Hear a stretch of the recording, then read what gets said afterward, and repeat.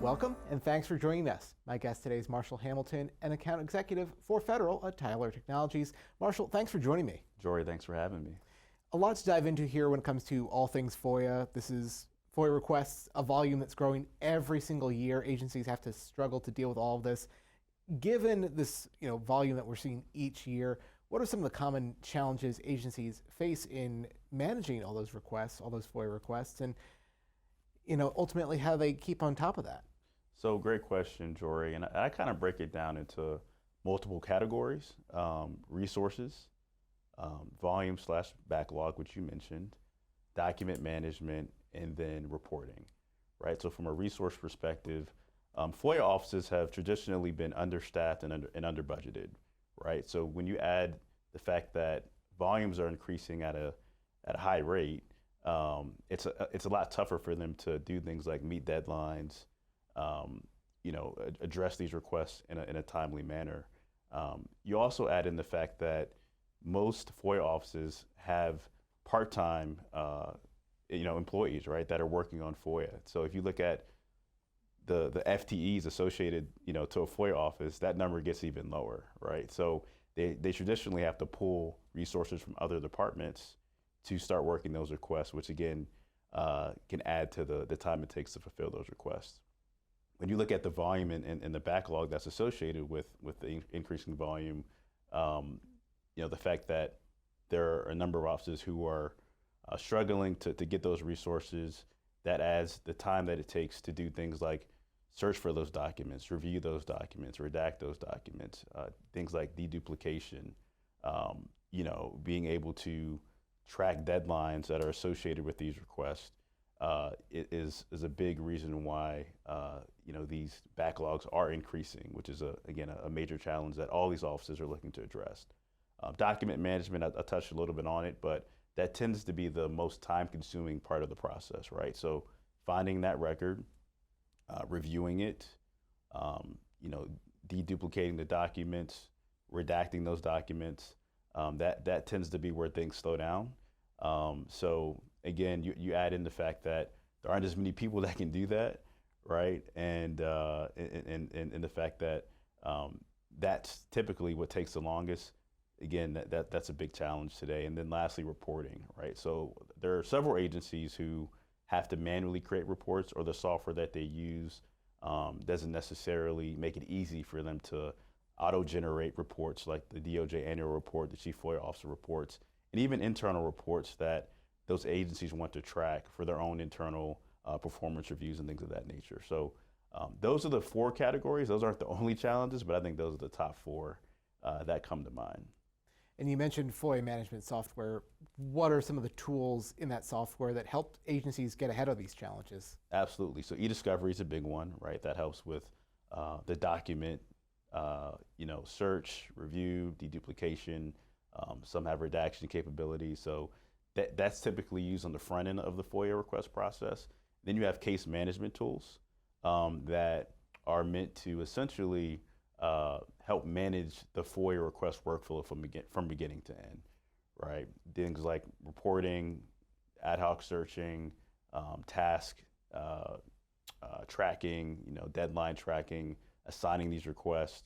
The case management tools are really designed to, again, streamline that process from cradle to grave. And then you add in things like AI, RPA, which is a hot topic in general in the software industry, in particular, in government software, that are meant to, again, kind of automate and streamline some of the things that humans may not have the time to do, or like we talked about with staff challenges, right? It can kind of act as a staff member, if you will. And then the last piece that I think that is not talked about as much is the records management piece. So there's records management software that can kind of help you track, the deadlines associated with how long a record is allowed to be, in possession of the government, and when they have the ability to get rid of that record. So those are the types of software that can be used. I think e-discovery and case management are the top two when it comes to what a government agency would need, but AI is becoming a big need as well as we see some of these trends. And you mentioned earlier about the deadlines agencies face throughout the process to respond to the requesters, keep them informed on where they are in the process and where they are with the other pool of requesters that are seeking documents as well. You know, between the regulations, there's a lot of P's and Q's that agencies really need to mind in this whole process. Right. What are some of those that agencies need to keep in mind as they're dealing with this? And again, going back to the tools, how can agencies make sure that they're following all those regulations, all of those deadlines? Absolutely. I mean, there's a number of things, right? You have the reporting regulations and guidelines. I mentioned the DOJ annual report. So having a software that is purpose-built to have the data elements being tracked and managed so that you can auto-generate that report with a few clicks is a big help to agencies. And then you look at the deadline tracking, right? That 21-day statute, or if, you know, there's certain exemptions that allow the government to stop the clock. So having a software that can do things like that, or, you know, add justifications to extending the deadline, you know, for that requester is another big thing. But also doing things like creating and automatically sending the FOIA acknowledgement letter, right? That's something that can be done, you know, through a case management software, so that they already acknowledge it automatically.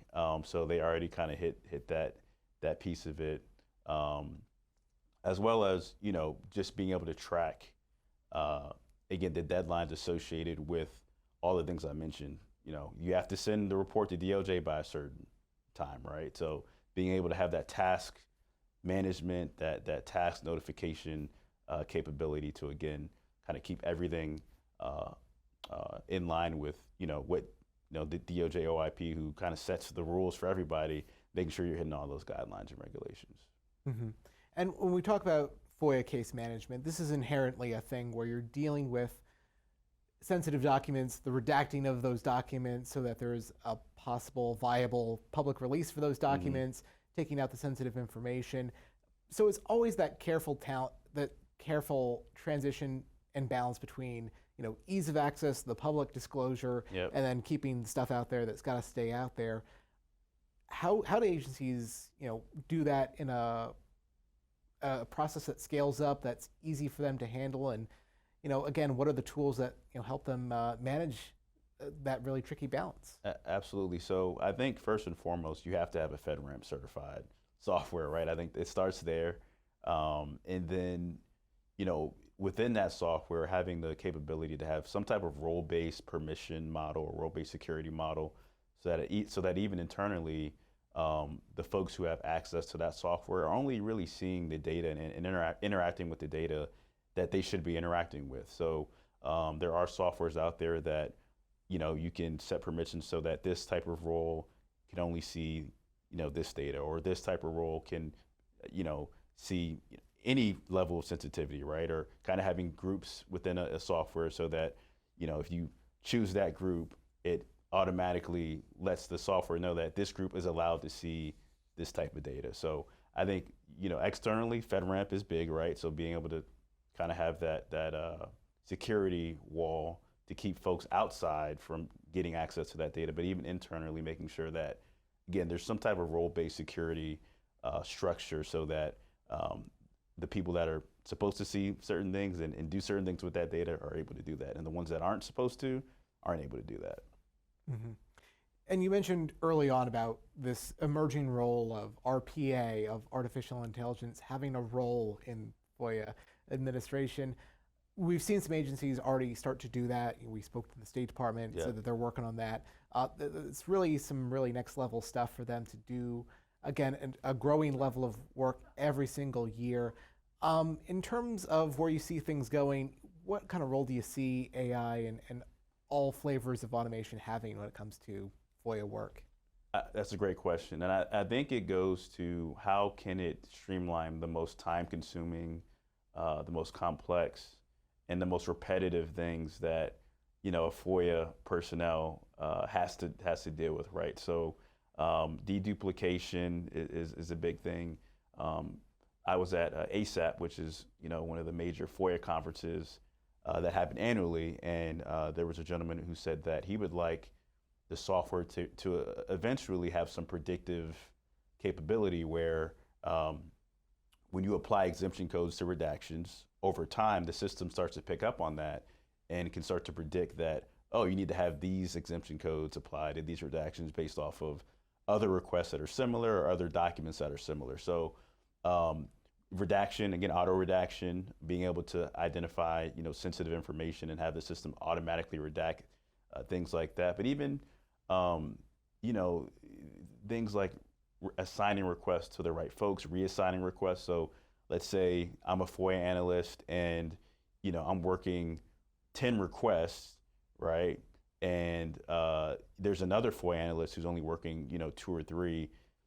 The system can be set up so that once it gets to a certain threshold for that analyst, it can either reassign it to someone who has more availability, or just not assign it to that person in general because they have too many requests on their plate, right? And then you think about, again, that staffing challenge that we talked about, that's not probably going to change in the near future, which is why having automation to kind of bridge that gap is even more important, because it's a lot harder to get budget for a person than it is, software these days. So. Yeah, all great points there. We'll have to take a short break here, but we'll continue this conversation in a moment. My guest today is Marshall Hamilton, an account executive for Federal at Tyler Technologies. I'm your moderator, Jory Heckman. My guest today is Marshall Hamilton, an account executive for Federal at Tyler Technologies. I'm your moderator, Jory Heckman. And Marshall, I wanted to just stay on the AI automation topic for a little bit longer, because I think people get a little nervous when that comes up and what that means for their work and things going forward. I think the thing to really unpack here is just that the automation is meant to help them out a little bit, and that ultimately there's going to be a human in the loop for this process. Can you spend a little bit more time on that piece of things? Yeah, absolutely. And that's a fair concern and fair question.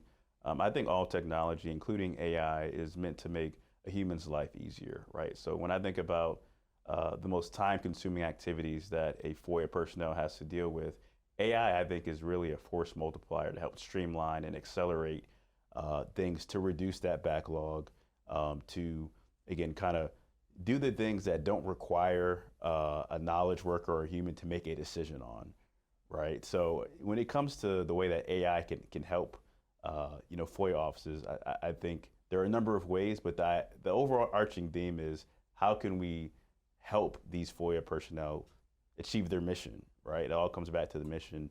And I think AI has the potential, if used correctly, to do that, not to necessarily be a replacement of a human, if you will.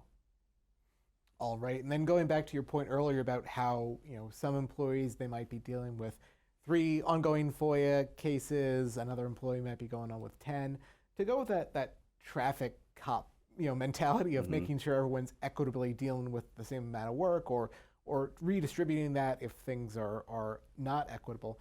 What more can agencies do to monitor the status of FOIA requests, where they are within that process? Obviously some FOIA requests are going to be easier and faster to process than others. Sure. Juggling all that, how do agencies effectively do all that? Yeah, I think reporting and analytics is a big way to handle that, right? Whether that's ad hoc reports that a system can generate to kind of see how many requests are due this week, this month, what are the tasks associated with those requests, having queues, right? Dashboards to show in real time where things are. But I think even having a deeper level of analytics where you can kind of drill down into bottlenecks, right? Every FOIA request has a certain workflow tied to it, right? So being able to see, all right, where is that request in the workflow? Where are things moving at a good pace? Where are things slowing down? Who's working that request in that particular workflow stage, right? That person who's, working the review stage of it, right, may be overburdened with too many things to review, right? So being able to say, all right, well, if things are slowing down in this review stage, for example, well, why? All right, well, we see why. This person's reviewing, I don't know, thousands of pages of documents, and they're reviewing and they're interacting with requests that are due in 3 days. Let's take that review task and assign it to someone else who maybe has a little bit more bandwidth, so that again we meet those deadlines. So I think reporting and analytics will be huge. Hmm. And when we think about FOIA, really what it's all about at the end of the day, it's transparency, it's accountability. People who want these documents getting access to them. To drive home to that point of things, Sure. How can agencies make sure that their FOIA workloads, they're transparent, they're streamlined, and they're accountable to the people they're ultimately meant to serve? Sure. So I think the FOIA reading room, the public reading room, is huge for transparency, but also to reduce the amount of requests and the backlog. So when an agency can post documents that are commonly asked for, that are available to the public, that reduces the need for a requester to actually go through the FOIA request process, right? So that's number one. I think number two is having the ability through a online portal of some kind to give that requester some type of visual representation of where their request is in the FOIA request workflow, right? Whatever granularity that agency wants to give that requester is completely up to the agency. But I've seen success in having a portal where a requester can log in and see, oh, it's in the intake phase. Oh, it's in the review stage. Oh, it's in the acknowledgement phase, right? So giving them that high level of transparency, I think is helpful. But if you don't want to do that, I think having a way where the requester can be automatically notified as the request moves from one stage in the workflow to the next. So from intake to to the next stage, right? And getting an email saying, hey, your FOIA request has moved from this stage to this stage.